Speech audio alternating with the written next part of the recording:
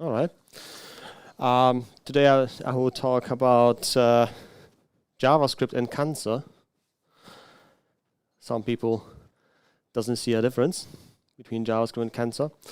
And I will talk about how to use how to use JavaScript to find skin cancer specifically. Okay.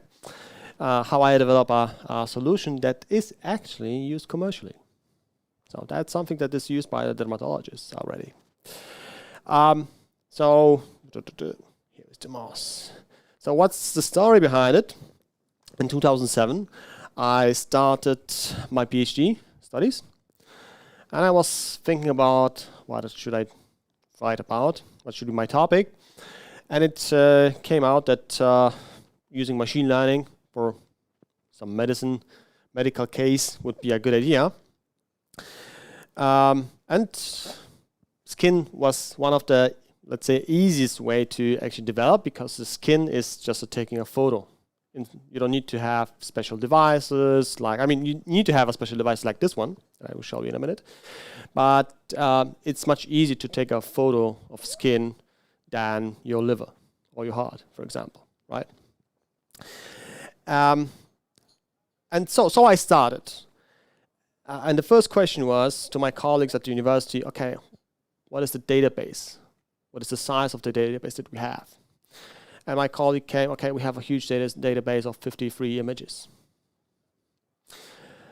If you know, building any kind of machine learning model on 53 images, not doable, right? That's something that you just can't do. So I spent 1 year, and I did a spreadsheet with all of the dermatology companies in Krakow, because that's where I live. And I spent 1 year to go to every clinic and ask them for images.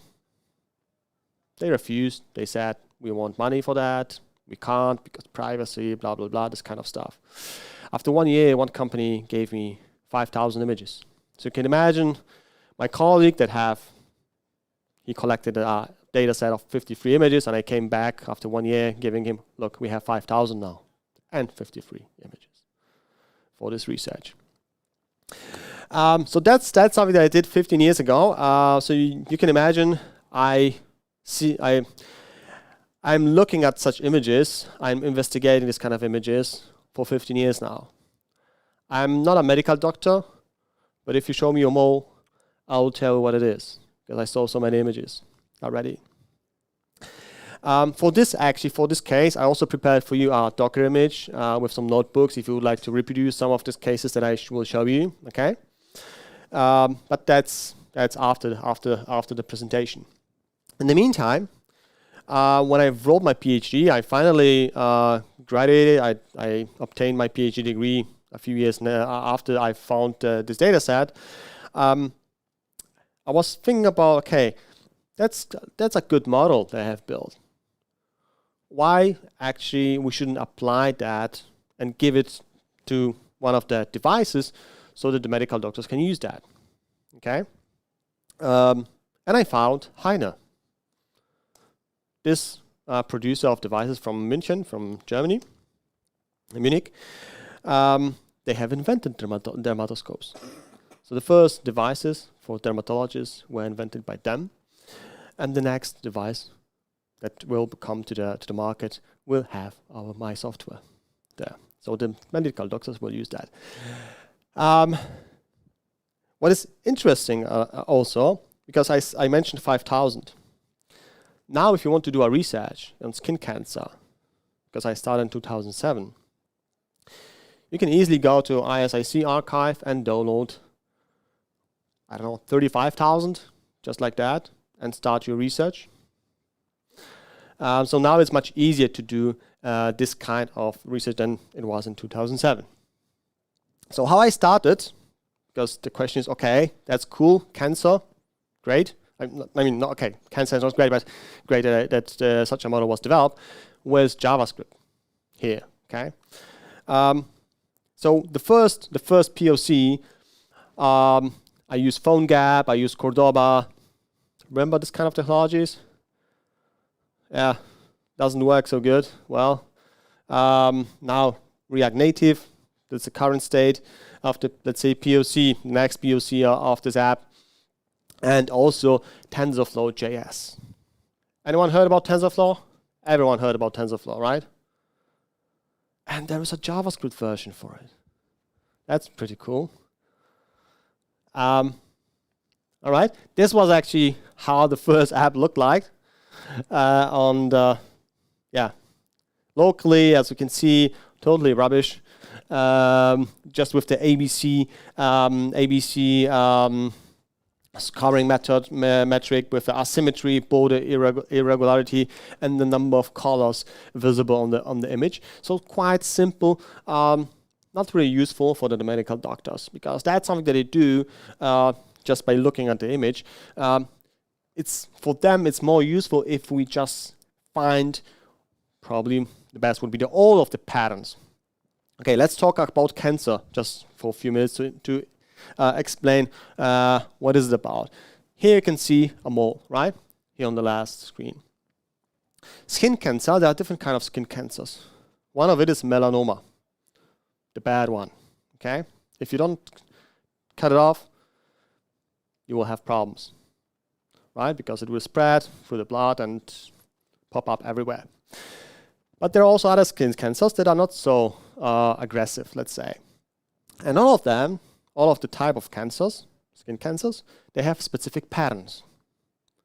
So if you see this pattern on the skin, that's this type of cancer. If you see this pattern, you can see this. And it's not about the number of colors, because that's obvious, but also like the dots, this kind of patterns. There are more than 30 such patterns.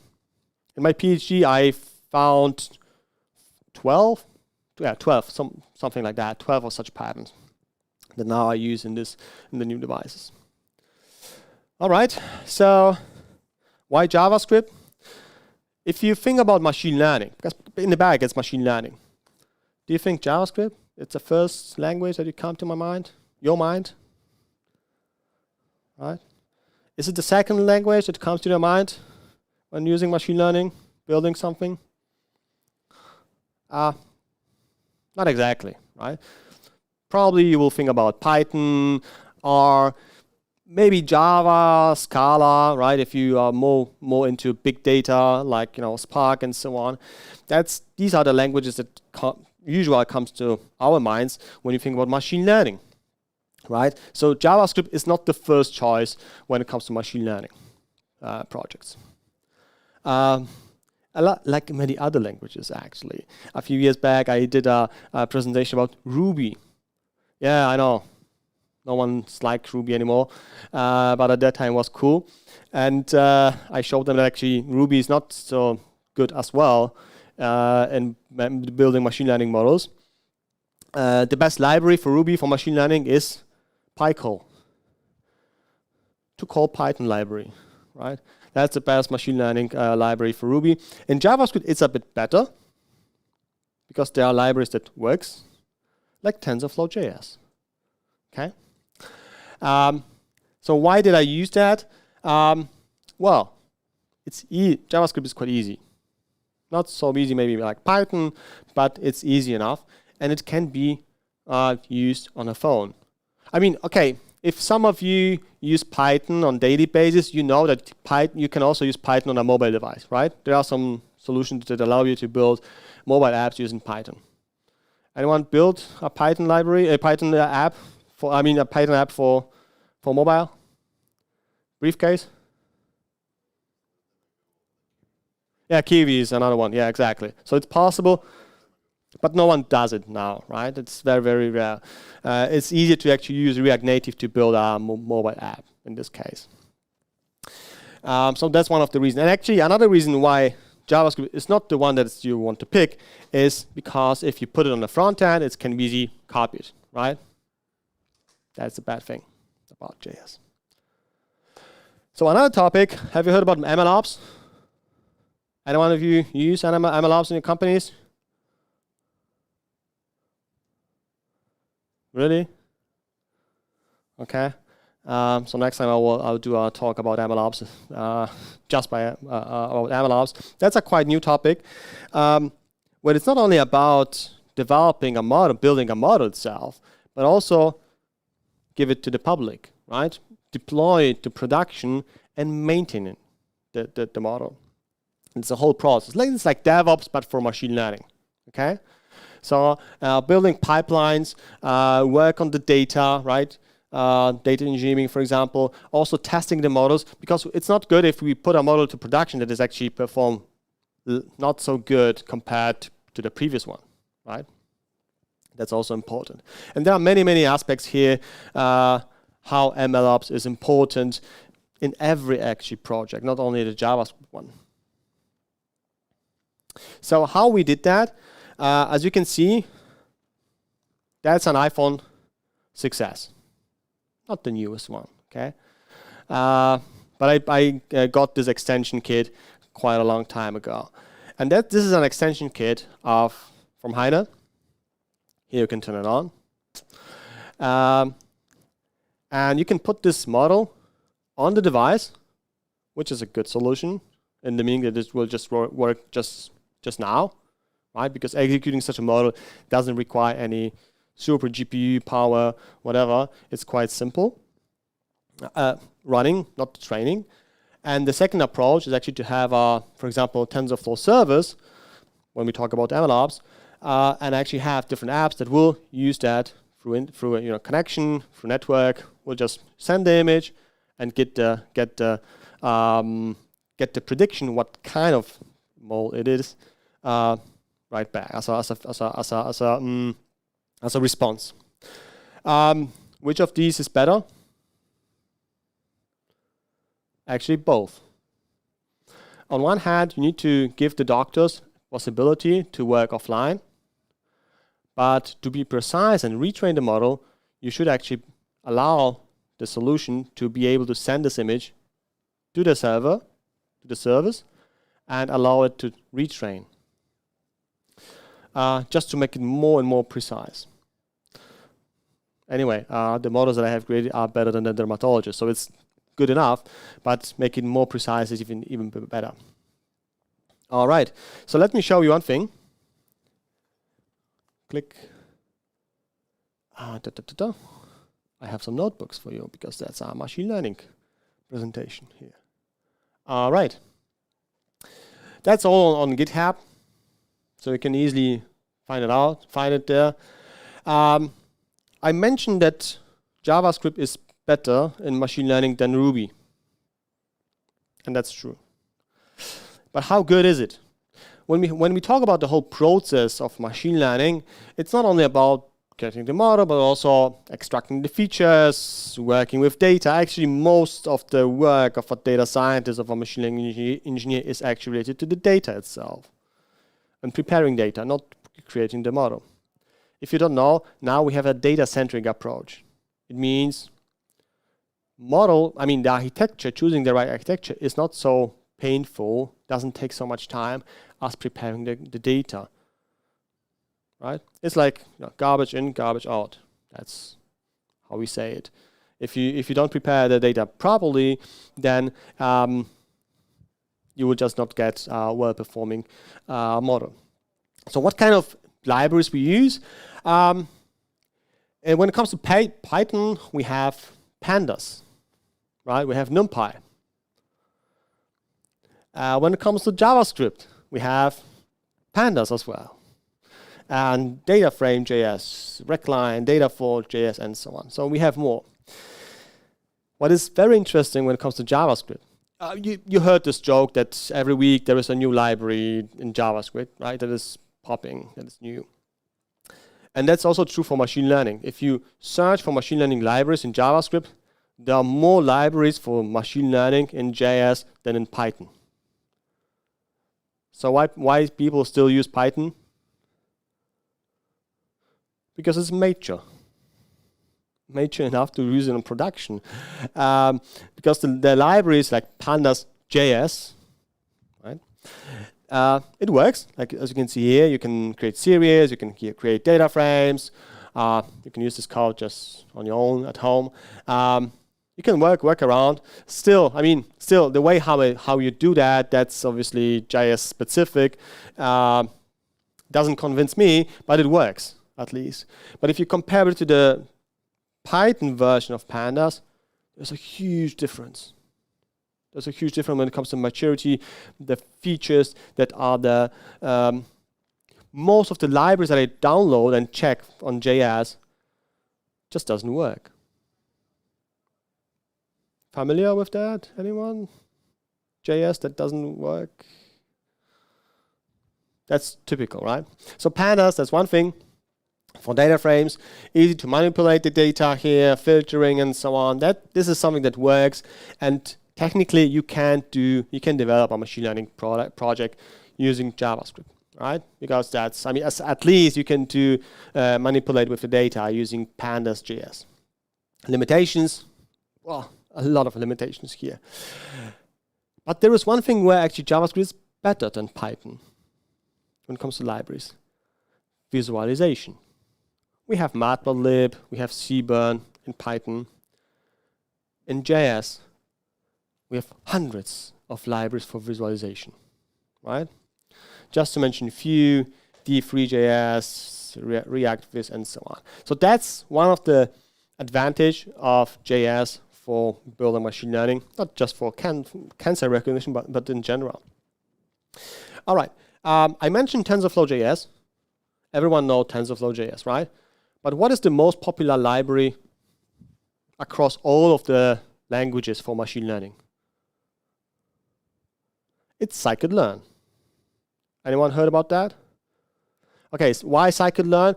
Because it is a library that has many shallow machine learning methods.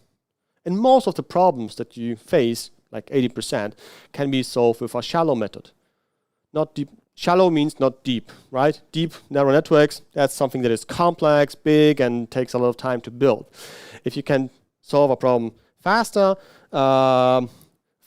with less resources, that's the right thing to do. That's why scikit-learn is the right thing. And there is no actually, I mean, there is JS-skitlearn, obviously, and scikit-learn for JavaScript, but it doesn't work at all. Like it is, if you find it npm, it is there, but if you download it, it will just not work as you think it should work. So it's totally opposite from what is actually in Python. And there is TensorFlow, right?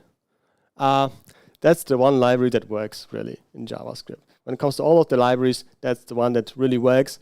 Why? Because it's not written in JavaScript. I mean, the interface is in JavaScript, but the back is in C++, obviously.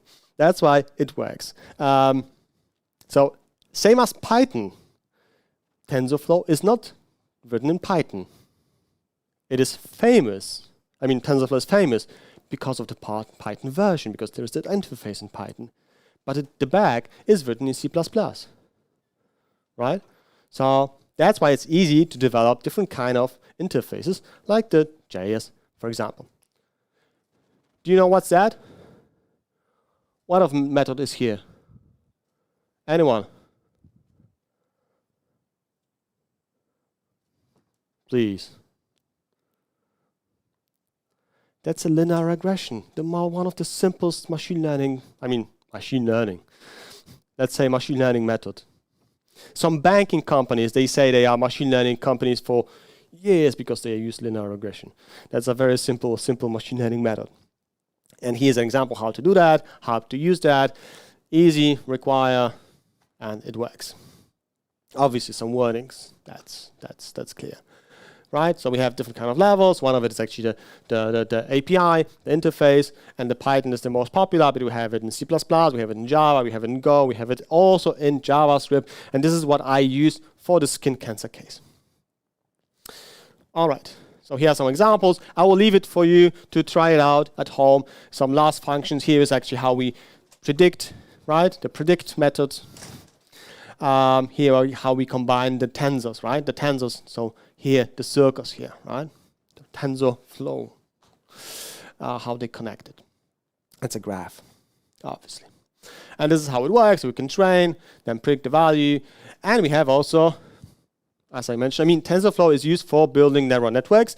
It also has Keras. Keras is a framework, it's a library, and it has this kind of a block. So we can easily connect blocks together and build big networks, big neural networks to solve big problems, I don't know, like GPT, for example. And yes, there is Keras.js. If you go to npm, probably I don't know. I didn't check that for a few years, but I can bet that it is not maintained for the last 2 years or something. It doesn't work.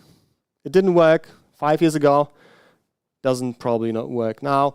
But what you can do, what works, you can load the model that is trained in Python. So you can train it in Python and then actually load it through this library in JavaScript to use it in JavaScript. Right? So building that works like that. All right. Yeah, some of my trainings. Anyway, let's move back to the presentation. I have some nice pictures for you to show you. Here we go. Click. All right, nice pictures. Stay calm.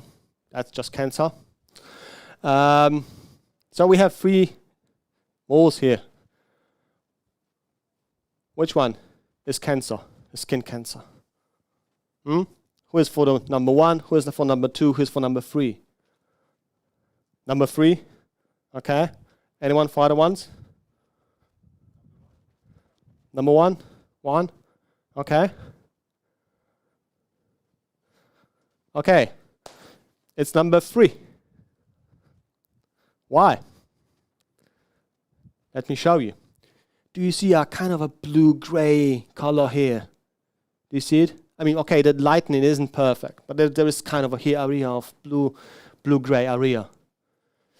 This is a pattern saying this cancer or this mole is already deep inside the skin. It's already met the vessels. So this is a very advanced skin cancer. Bad for the patient, but yeah, that's how it looked like.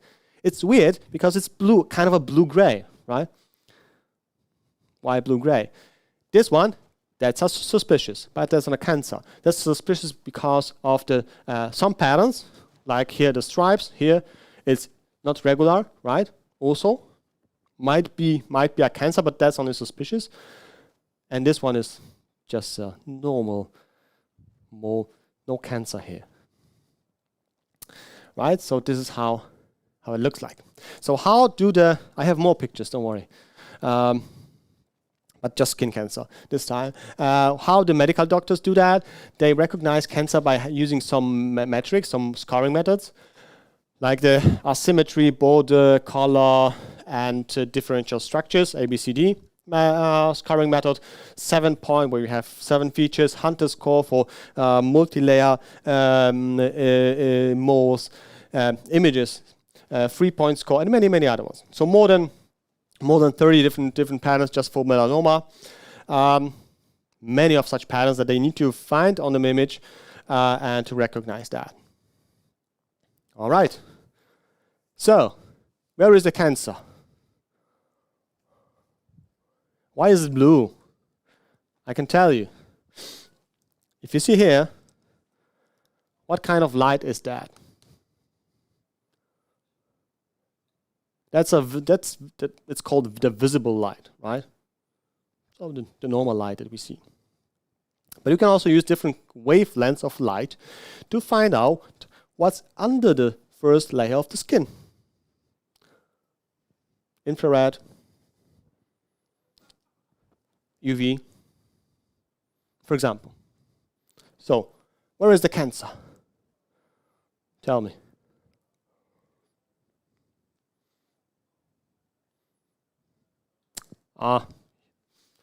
You will not be medical doctors. Number 2, all of them are cancers. Here, because of accumulation of hemoglobin. That's very bad. Do you remember this blue-gray area? That's here, but when you see it in a different wave with a different wavelength of light. And here you have this kind of dots here, right? Small dots that are very hard to see even, but this is also another another pattern for skin cancer, specifically for melanoma, because these are the dots that are dark.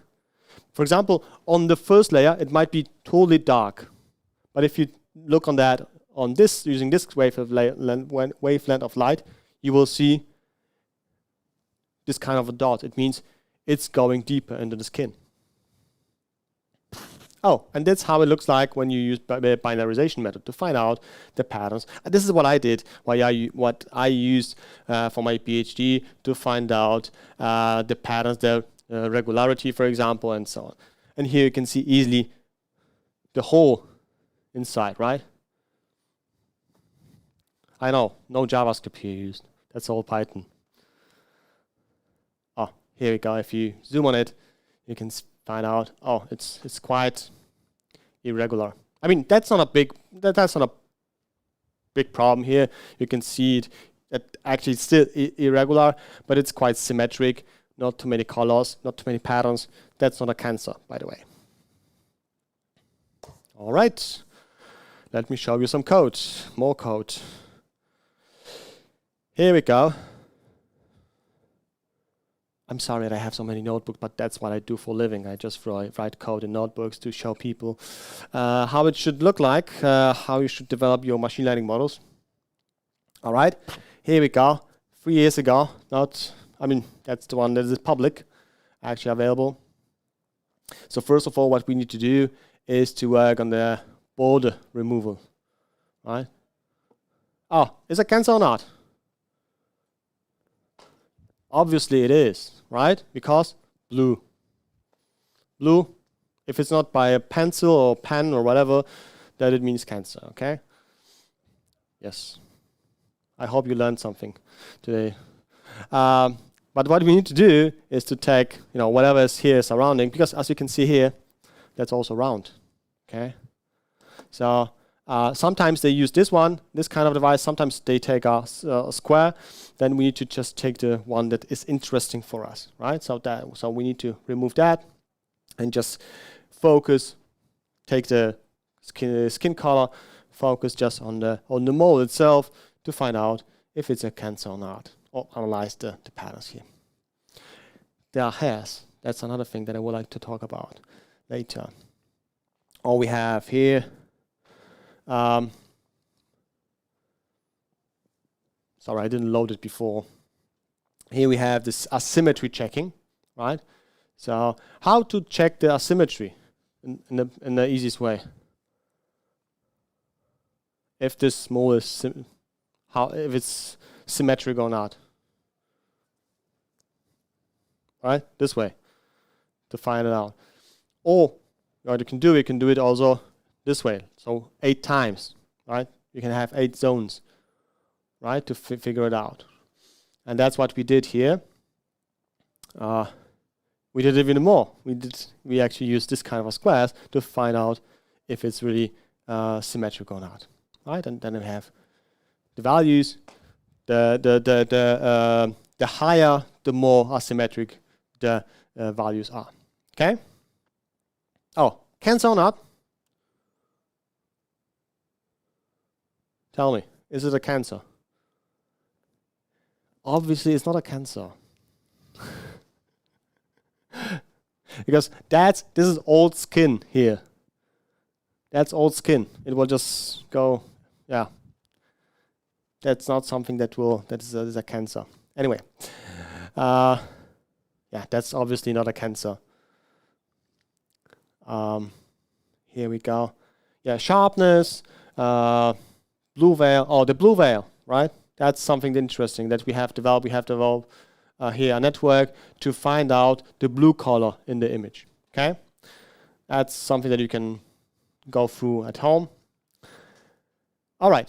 So I mentioned you that it's used on production. Have you developed any machine learning model before?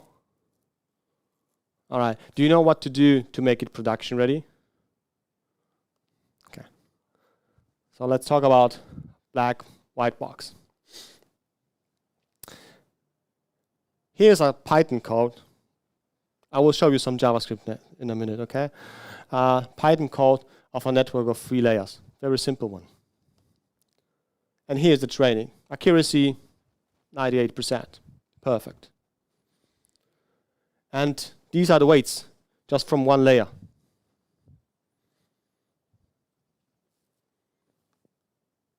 Okay? Okay, so now, tell me, what is this value responsible for? Any ideas? I have no idea either. That's the thing, the problem about neural networks, that they have so many parameters, so many weights that are trained, that actually having, trying to find out what each value means is just not possible. So there are different ways to do that. And here's an example of a scikit-learn decision tree. This is how it looks like. If Gini index is below this value, then true. All of the data goes here. That's an if-else statement. Okay? If else, if else, if else, if else, if else, if else. If you write it as JavaScript code, it's easy, right? Is it understandable? It is. Because, I mean, I know you don't know what Gini index is. Doesn't matter. Because if this value is below this threshold, we will actually assign the whole thing, the objects to one of the groups, and so on. And this is how we predict. Easy to explain, easy to show, compared to this one, right? And if you want to go to production, you need to have a model that is explainable. It means you need to explain how the model itself works. So what are the meaning of all of the values? So how do the engineers, machine learning engineers, explain a neural network that is super complex? Any ideas? So they use explainable methods to explain machine learning neural networks usually. So for example, if we have an image of a dog, how to explain that that the model recognized this dog on the image? Show the features that are most important on the image to recognize it as a dog, like ears, nose, and he will just the model will show the features, so the parts of the image that are the most important to give the specific prediction. Same for I don't know, car, 2 wheels, right, or usually 2 wheels, and so on. Yeah, I have separate notebook for that. Anyway, just going back to the presentation. Here we go. So this is how I did that. Yes, that's Little Britain. Anyone saw the series? Anyway, very cool comedy series. The next thing that I'm focused now on is the boldness. Because one is a cancer. Did you saw the Oscars last year when Will Smith did what he did? Do you know why he did that? Because his wife is sick of boldness, specific type of. And she was bold at that time by the Oscars. And this is a very serious illness. Can you imagine that no one so far have developed an algorithm model for recognizing the pattern specific for being bold? I mean, becoming bold, right? Especially for mans, right? Because it's not that you're just turning 6 and you became bold, right? It's a process, usually, and the process is it's evaluating, it's changing. It started with a small dot and then makes bigger and bigger, right? And then you became bold at different age. And what is interesting is that there's patterns, like in cancer, that you can see that before the hairs fall. And that's what I do on research now, to also to be used with this kind of devices. If you want to play around, feel free. If you want to make I'm not a medical doctor, just a technical one. But if you want to have a diagnosis, pre-diagnosis, just let me know. Especially I see here a few people that are on the phototype number 1. So the probability of cancer is quite high. There are 6. Blonde people, blue eyes. Please use sun cream, okay? All right. Yeah, if you want to read more, I have also talks about coronary arteries, the vessels on the heart, how to recognize that. Also on osteotomy, here the doctors cut a piece of bone here below the knee, and they calculate how big this cut should be. That's something that I've developed in one of the articles that I wrote, scientific ones. And most of these are actually used in production. For example, the coronary artery is used one of the hardware producer from Netherlands. I cannot tell you the name, but it's a huge one. I'm pretty sure you have some devices at home of this producer, like a kettle, electric one, or something like that, or a hair dryer, whatever. They produce everything. Also magnetic resonance, and then this kind of devices. All right. So just as a summary, you still have some time. So why I use JavaScript, even if it's not good, just for prototyping. I made a few prototypes, and that's something that is very useful, just to use it on the phone instead of Python. Python I use for obviously training the models. It can be easily also converted to the web app. When you're building in JS, just flip it and it's on the web. Easy, right? There is a huge community of JavaScript engineers. That's true, right? It's much bigger than Python. On the other side, well, JavaScript, MLOps doesn't exist, actually. Literally. That doesn't exist when it comes to any kind of library for MLOps. Even there is in Qflow, there is a piece part that is actually developed in JS, but in general, not much, not a lot. Community on ML topics, very poor. Not so poor like in Ruby, but still poor. Not big. And the libraries. Thousands of libraries that doesn't work. Someone wrote for master thesis or bachelor thesis a library, works like a linear regression, but if you download it, try to use that in production, it just crashes. But that's typical, right? When it comes to JS. So that's a bottleneck misadvantage. If you want to hear more, you can find me on YouTube on my TEDx talk, for example, on similar topic. Or find my recent book on explainability in medicine. That's published by Springer. Some other talks that I give, like psychological aspects of large language models.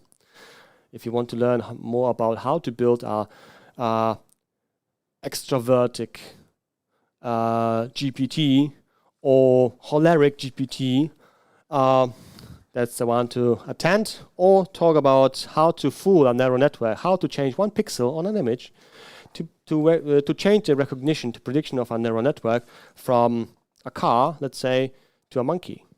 That's something that's doable, easy, right? Just changing one pixel on the image, and some other methods that I show, where actually I show how to fool a neural network. Any questions? Thank you.